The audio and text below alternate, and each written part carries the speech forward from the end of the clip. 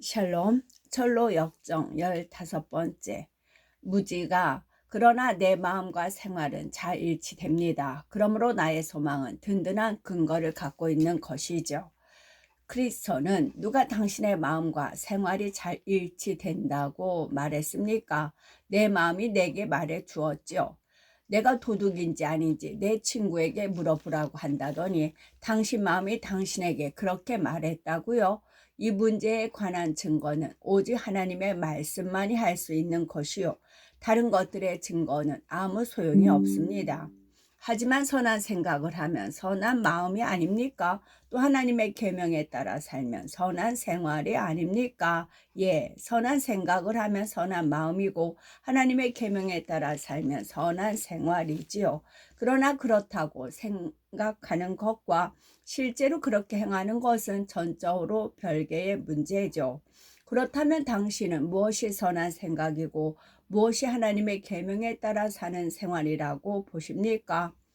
선한 생각에는 여러 종류가 있지요. 자기 자신을 존중하는 생각, 하나님을 존중하는 생각, 그리스도를 존중하는 생각, 다른 것들을 존중하는 생각 등. 우리 자신을 존중하는 선한 생각이란 어떤 것입니까? 하나님의 말씀과 일치되게 생각하는 것이죠. 그러면 우리 자신에 대한 생각은 언제 하나님의 말씀과 일치를 이룹니까? 우리가 우리 자신에 대해 말씀에 행하는 판단과 동일한 판단을 행할 때지요. 좀 더 자세히 설명하면 이렇습니다. 하나님의 말씀은 자연 상태의 인간에 관해 다음과 같이 말합니다. 의인은 없나니 하나도 없으며 선을 행하는 자도 없도다. 여호와께서 사람의 죄악이 세상에 가득함과 그의 마음으로 생각하는 모든 계획이 항상 악할 뿐임을 보시고 사람의 마음이 계획한 바가 어려서부터 악함이라. 그러므로 우리가 자신에 관해 이러한 생각들을 가지면 우리의 생각은 선한 생각입니다. 왜냐하면 그런 생각은 하나님의 말씀을 따르는 것이기 때문이죠. 내 마음이 그렇게 나쁘다는 걸 난 믿을 수 없습니다. 그러므로 당신은 당신 생활에서 자신에 관해 결코 선한 생각을 갖고 있는 것이 아닙니다. 내가 계속 이야기를 해 나가겠습니다. 말씀은 우리 마음에 대한 판단을 하듯이 우리 생활 방식에 대한 판단도 합니다. 우리의 마음과 생활 방식에 대한 생각이 그 말씀의 판단과 일치될 때 두 가지가 다 선하다고 할 수 있는 것입니다. 무지는 당신의 말에 관해 설명을 좀 해 주십시오. 그리스도는 하나님의 말씀에 이르기를 인간의 길은 구부러진 길이니 선하지 않고 사특하다고 하였으며 또 인간은 본성적으로 선한 길에서 떠나 그 길을 알지 못한다고 하였습니다.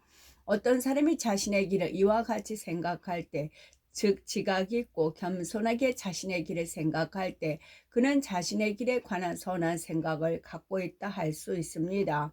왜냐하면 그제서야 그의 생각과 하나님의 말씀의 판단이 일치되기 때문이지요.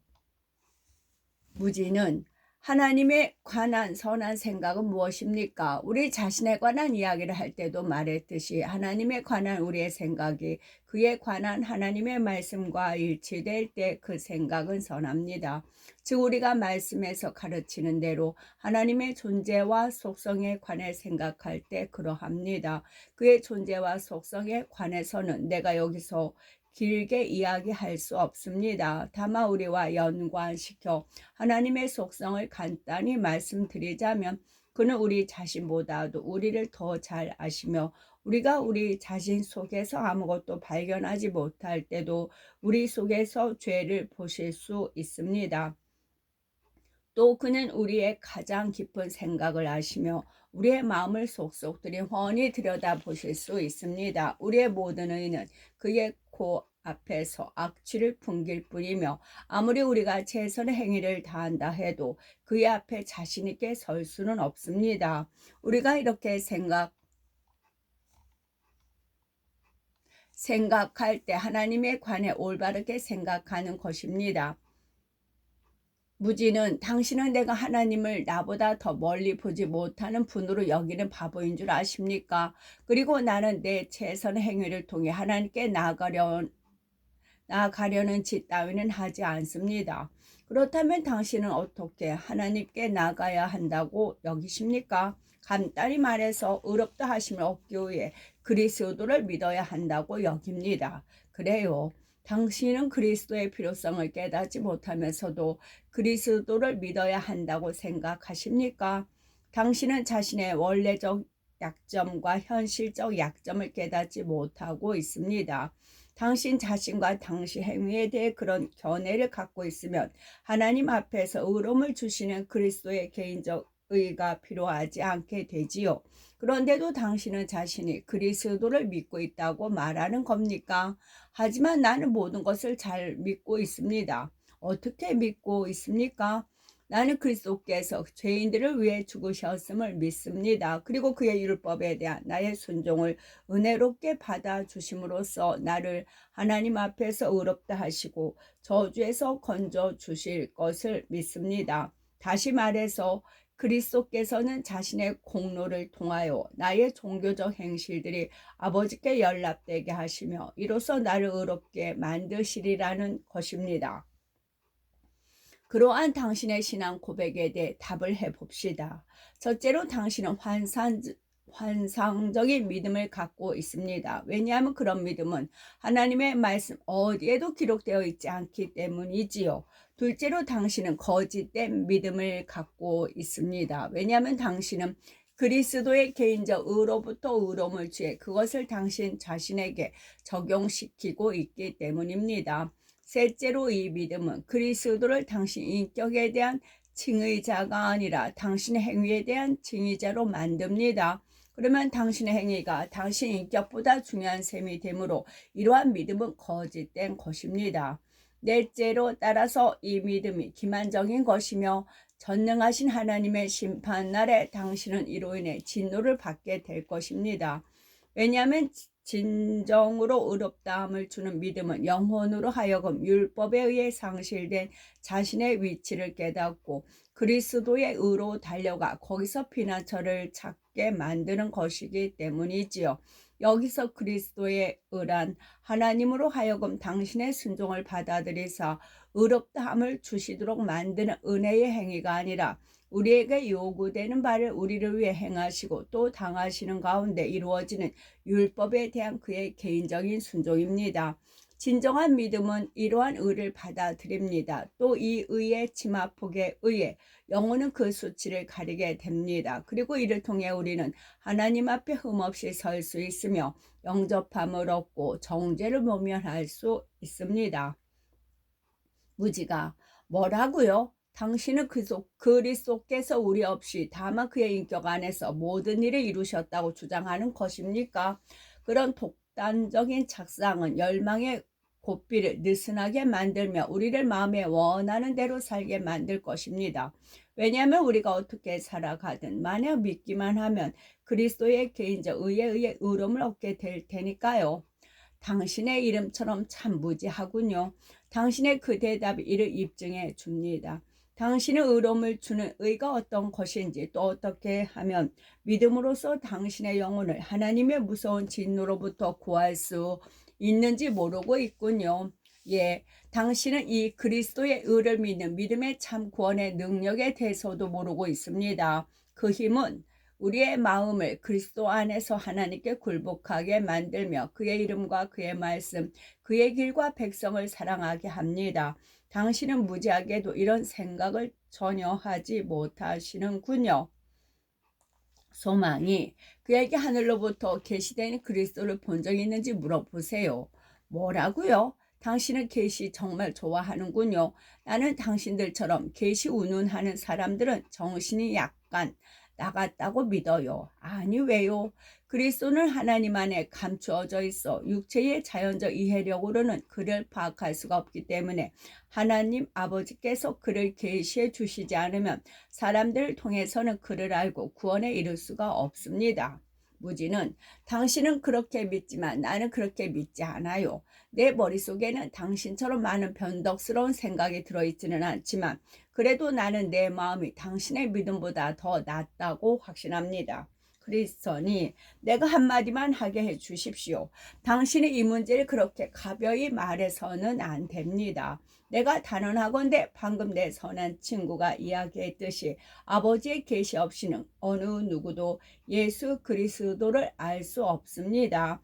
영혼을 그리스도께 굳건히 붙어있게 하는 믿음도 올바른 믿음일 때 그러합니다. 그의 넘치는 크신 능력이 없으면 일을 할 수 없습니다. 불쌍한 무지씨, 내가 보기에 당신은 이 믿음의 역사에 관해 무지한 것 같군요. 공장에서 깨어나 자신의 추악함을 바로 보고 주 예수님께 비해 가시 공상에서 깨어나 자신의 추악함을 바로 보고 주 예수님께로 피해 가십시오. 그러면 그의 의 곧 하나님의 의를 통해, 왜냐하면 예수님은 곧 하나님이시기 때문입니다. 당신은 저주에서 벗어나게 될 것입니다. 무지는 당신들은 어서 빨리 가십시오. 나는 도저히 당신들과 함께 갈 수 없습니다. 당신들이 앞으로 나아갈 동안 나는 잠시 뒤에 머물러 있어야겠습니다. 이에 그들이 말했다. 아, 무지여, 당신은 아직도 어리석음을 못 버리는가? 10번이나 주어진 선한 충고를 무시하다니. 그대가 만약 이를 거절한다면 오래지 않아 악한 일을 당하게 되리니 아직 시간이 있을 때 기억하시오. 두려워 말고 서시오. 선한 충고를 잘 받아 간직하고 귀를 기울이시오. 그러나 만약 당신이 이를 경홀히 여긴다면 내가 장담하건대 무지시 당신은 길을 잃은 자가 될 것이요. 그러고 나서 크리스천은 자기 친구에게 말했다. 자, 나의 친구 소망이여, 우리는 다시 우리끼리 걸어가야 할 것 같소. 그리하여 내가 꿈에 보니 그들은 멀찍이 앞서 가고 무지는 뒤에서 절름거리며 따라갔다. 크리스천이 다시 자기 동행에게 말했다. 저 불쌍한 사람 때문에 마음이 몹시 상하는군요. 틀림없이 그는 결국 몹쓸 일을 당하게 될 겁니다. 소망은 우리 마을에도 저런 형편의 사람들이 많이 있었습니다. 집집마다 거리마다 있었고 순례자들 중에도 있었지요. 우리 가운데도 그렇게 많은데 저 사람이 태어난 곳에는 오죽 많겠습니까? 그들이 보지 않으려고 눈을 가려웠단 말씀이 참으로 맞군요. 이제 우리끼리니 말인데 당신은 저런 사람들에 대해 어떻게 생각하십니까? 저들은 죄의식이라든지 위험스러운 자신의 상태에 대한 두려움 같은 것을 전혀 느끼지 않을까요? 당신이 연장자니까 당신이 직접 대답해 주시지요. 내 생각에는 그들도 가끔 그런 것을 느낄 것 같아요. 하지만 본성적으로 무지한 저들은 그런 자책감이 자신의 유익을 도모하기 위한 것인지 알지 못합니다. 그래서 그런 죄의식들을 떨쳐버리려고 필사적으로 애쓰고 또 일부러 자기 마음에 대해 아첨하기를 계속하는 것이죠. 당신의 말처럼 나도 두려움이 인간의 유익을 도모하고 그들의 순례기를 올바르게 시작할 수 있게 도와준다는 데 동의합니다. 그 두려움이 올바른 두려움이라면 의심의 여지 없이 그렇지요. 그래서 말씀에 이렇게 기록되어 있지 않습니까? 여호와를 경외하는 것이 지혜의 근본이라. 올바른 두려움이란 어떤 것일까요? 참되고 올바른 두려움이란 다음 세 가지 면에서 생각해 볼 수 있습니다. 첫째로 그 두려움은 죄에 대한 깨달음에서부터 생겨나는데 이런 죄의식은 결과적으로 구원을 낳게 됩니다. 둘째로 그 두려움은 영혼으로 하여금 구원을 위해 그리스도를 굳게 붙들도록 합니다.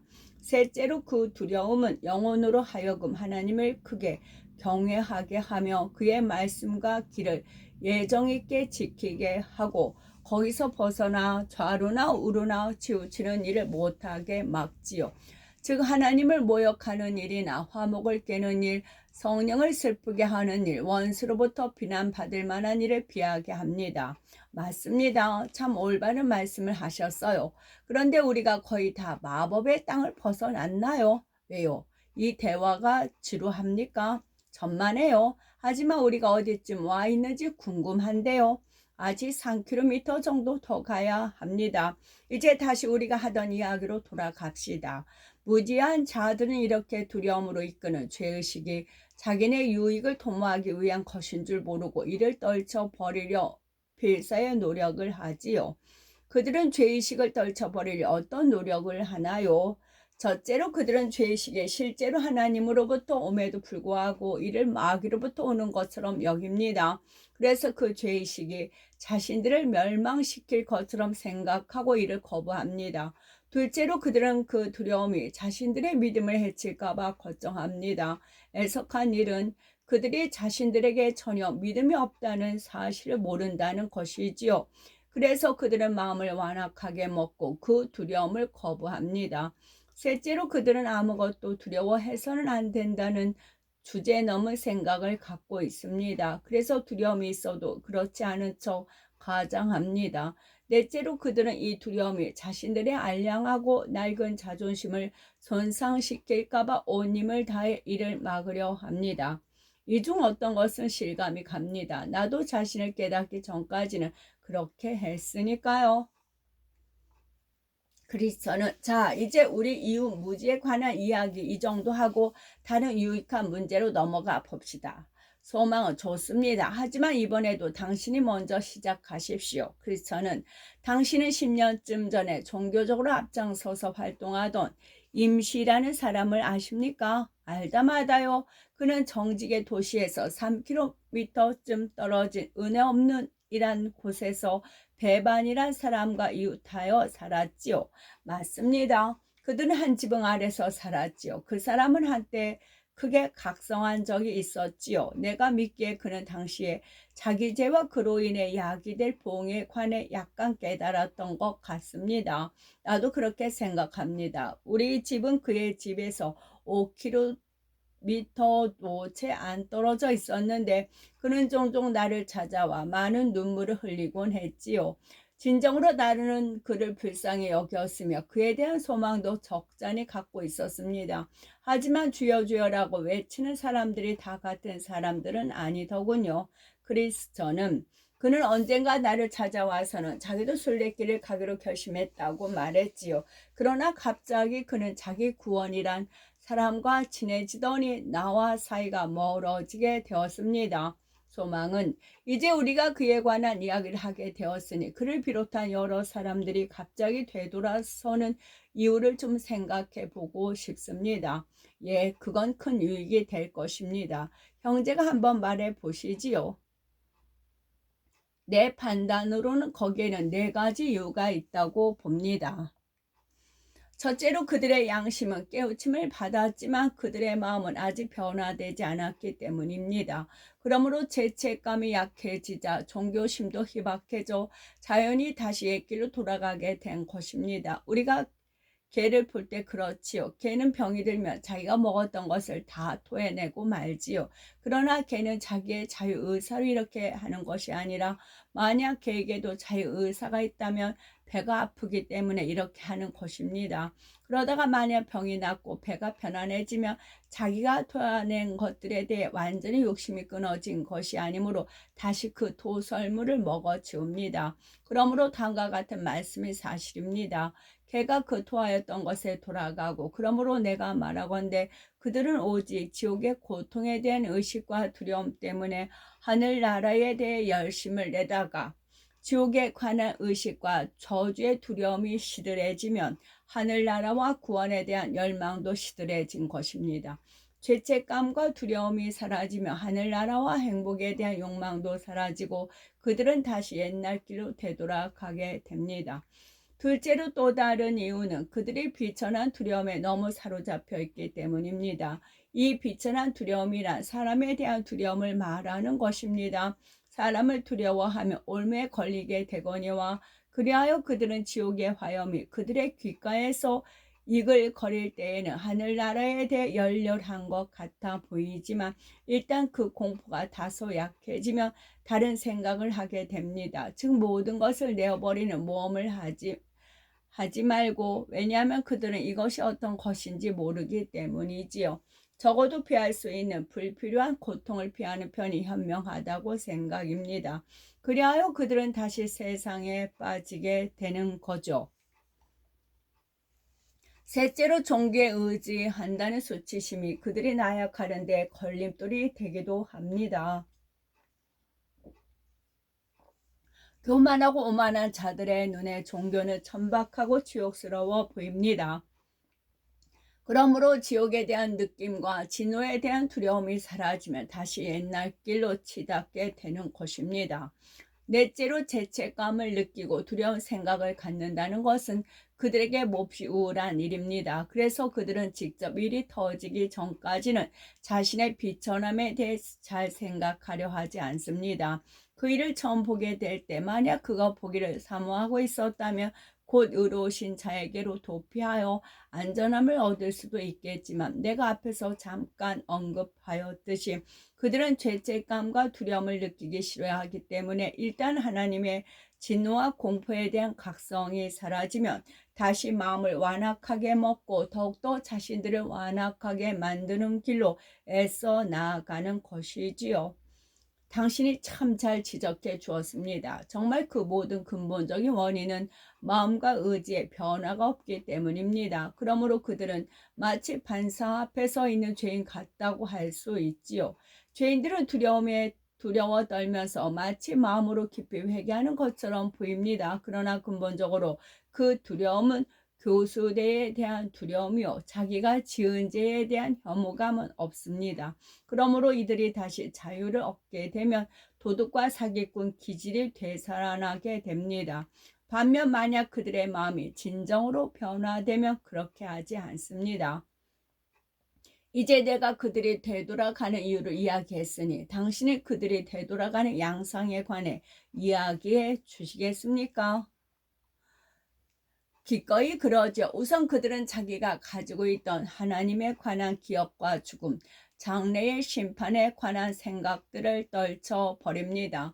그리고 나서 그들은 점차 개인적인 의무들, 예를 들면 골방 기도나 정욕의 절제, 경성함 죄에 대한 단식 등을 소홀히 하게 됩니다. 그리고 그리스도인들 간에 생기 있고 따뜻한 교제를 끊어버리지요. 이후에 그들은 점차 설교 듣는 일이나 성경 읽는 일, 경건 모임에 참석한 일 같은 공적인 의무들을 저버리게 됩니다. 그리고 나서 그들은 경건한 사람들에 대한 험담을 하기 시작하고 종교가 갖고 있는 몇몇 약점들을 보고는 종교책을 뒤로 던져버립니다. 그 다음에 육신적이고 느슨하고 음탕한 자들과 어울려 사귀기 시작하지요. 그들은 함께 은밀히 육신적인 음담 패설을 즐기게 되고 정직하다고 여겨지는 자들 안에서 그런 것들을 발견하게 되면 더욱 담대히 그들의 본을 따르고자 하지요.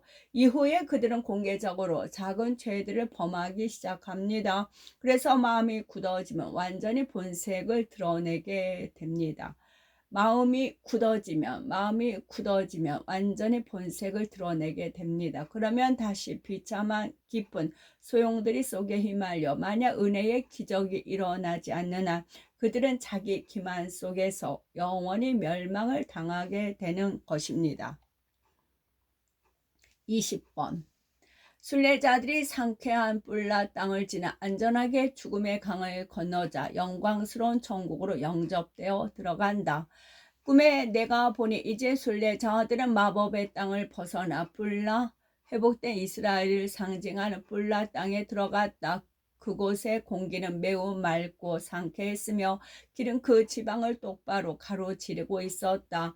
그들은 거기서 잠시 앉아 피로를 풀었다. 그곳에는 새들이 계속 노래를 하였고 땅은 꽃으로 덮여 있었으며 비둘기의 울음소리도 들려왔다. 또 이 땅에서는 해가 밤낮으로 빛났다. 이곳은 사망의 음침한 골짜기 너머에 있었고 절망 거인의 손이 미치지 않았으며 의심의 성에서 보이던 것들은 전혀 보이지 않았다.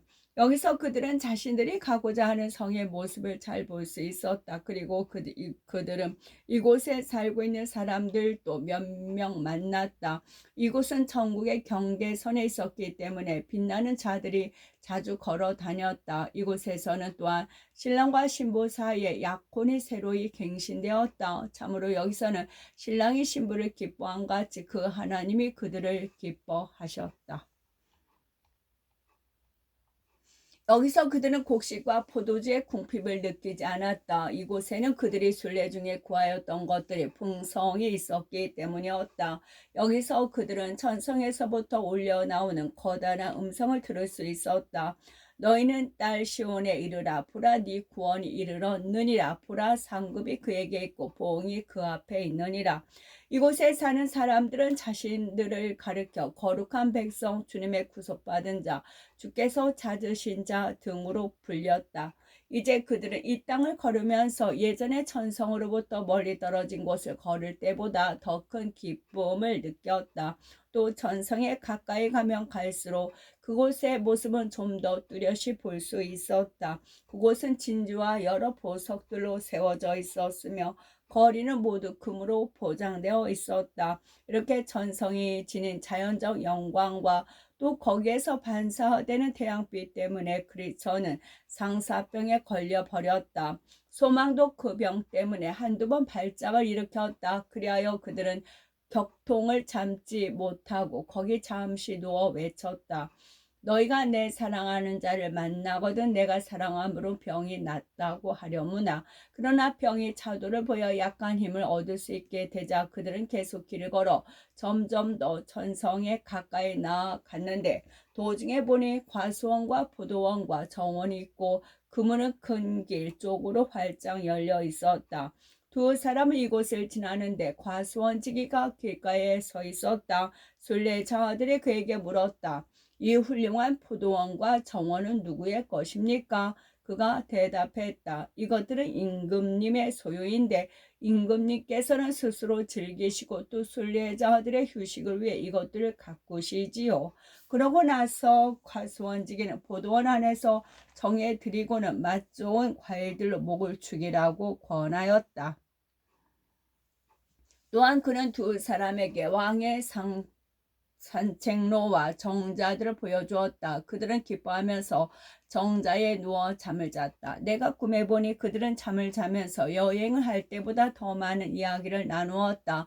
내가 이를 기이 여기며 보고 있는데 가수원 지기가 내게 말했다. 왜 일에 대해 기이 여기십니까? 이 포도원의 포도는 사람을 아주 달콤하게 잠들게 하므로 잠을 자면서도 그들이 입술이 말할 수 있게 만드는 성질을 갖고 있습니다. 잠에서 깨어난 그들은 이제 천성으로 올라가자고 말했다. 그러나 순금으로 된 천성에 반사되는 태양빛이 너무 강렬했기 때문에 맨눈으로는 그것을 볼 수 없었고 특별히 그러한 목적으로 만들어진 기구를 통해서만 볼 수 있었다. 내가 보니 천성을 향해 나아가던 그들은 금처럼 빛나는 옷을 걸치고 빛처럼 밝은 얼굴을 가진 두 사람을 만났다. 그 두 사람은 순례자들에게 어디서부터 오느냐고 물었다. 그들이 대답을 하자 두 사람은 또다시 그들이 어디에 유숙했으며 도중에 어떤 어려움과 위험 또 위안과 즐거움을 겪었는지 물었다. 그들이 대답하자 두 사람이 말했다. 당신은 두 가지 어려움만 더 겪으면 천성에 들어갈 수 있습니다. 크리스천과 소망은 그 사람들에게 자기네와 함께 가달라고 정하였다. 그리고 그들은 그럼하고 말한 후 이렇게 덧붙였다. 누구나 천국에 들어가는 일은 당신 자신들의 믿음으로 성취해야 합니다. 이제 내가 꿈에 보니 그들은 천성문이 보이는 곳까지 도달했다. 그런데 다시 보니 천성문과 그들 사이에는 강이 하나 가로놓여 있는데 이를 건너갈 수 있는 다리는 보이지 않았고 강은 매우 깊었다. 이 강을 본 순례자들은 넋이 빠져버렸다. 그러나 그들과 함께 간 사람들이 말했다. 당신들은 이 강을 건너야 합니다. 그렇지 않으면 천성문에 도달할 수 없습니다. 순례자들이 그들에게 물었다. 문으로 가는 다른 길은 없습니까? 그들이 대답했다. 있습니다만 지금까지 두 사람 외에는 그 길을 통해 들어간 사람이 없습니다. 곧 에녹과 엘리야만이 그리로 들어가도록 허락을 받았는데 세상의 기초가 생긴 이후 마지막 나팔이 울릴 때까지 그 외의 사람들은 그리로 들어가지 못할 것입니다. 그러자 순례자들의 마음에 실망을 갖고 크리스천이 특히 그랬다. 이 길을 물끄러미 바라보았다. 그러나 어디를 봐도 그 강을 벗어날 만한 길을 찾을 수 없었다. 이에 그들이 다시 두 사람에게 물었다. 물이 아주 깊습니까? 이 경우에 더 이상 그들을 도와줄 수 없었던 두 사람이 대답했다. 아니요. 당신들이 적어도 임금님을 얼마나 믿느냐에 따라 더 깊어질 수도 있고 더 얕아질 수도 있습니다. 그러자 순례자들은 서로를 바라보며 말했다. 이제 강으로 들어갑시다. 물로 들어간 크리스천은 다시 자기 몸이 점점 빠져들자 친구의 소망을 보며 외쳤다. 큰 물이 나를 둘렀고 주의 파도와 큰 물결이 다 내 위에 넘쳤나이다. 그러자 소망이 말했다. 내 형제여 기운을 내십시오. 내 발은 땅에 닿은 것 같아서 좋아요. 크리스천이 말했다. 아 친구여 죽음의 슬픔이 나를 둘러싸니 나는 적과 꿀이 흐르는 땅을 보지 못할 것 같군요. 이와 함께 칠흑 같은 어둠과 공포가 크리스천을 덮쳐 그는 앞을 전혀 볼 수 없게 되었다. 그는 거의 정신을 잃었기 때문에 그가 순례 도중 만났던 여러 가지 달콤한 추억들을 기억할 수도 없었고 말할 수도 없었다. 다만 그가 하는 말을 들어보면 그의 마음속에 강을 건너다가 빠져 죽어 천성물에 도달하지 못할 것 같은 두려움이 가득 차 있는 것을 발견할 수 있었다. 또한 옆에 섰는 사람들이 깨달았듯이 그는 순례자가 되기 이전과 이후에 지은 죄들로 인해 몹시 괴로워하고 있었다. 그리고 그는 오랫동안 이야기 들어 진숙한 꼬마 도깨비와 귀신들의 환상에도 시달리고 있었다. 소망은 자기 형제의 머리를 물 밖에 내어놓으려고 무진 애를 썼지만 크리스천은 때때로 물속에 완전히 잠겨버렸고 잠시 후 반쯤 죽은 상태로 다시 올라오곤 하였다. 소망은 그를 위로하기 위해 무진 애를 쓰면서 말했다. 형제여 저기 천성물이 보입니다. 사람들이 우리를 영접하려고 서 있군요. 그러나 크리스천은 이렇게 대답하곤 했다. 그들이 기다리는 것은 당신이요. 내가 당신을 안 이후로 당신은 늘 소망을 갖고 있었지요. 소망은 당신도 갖고 있지 않습니까? 끝.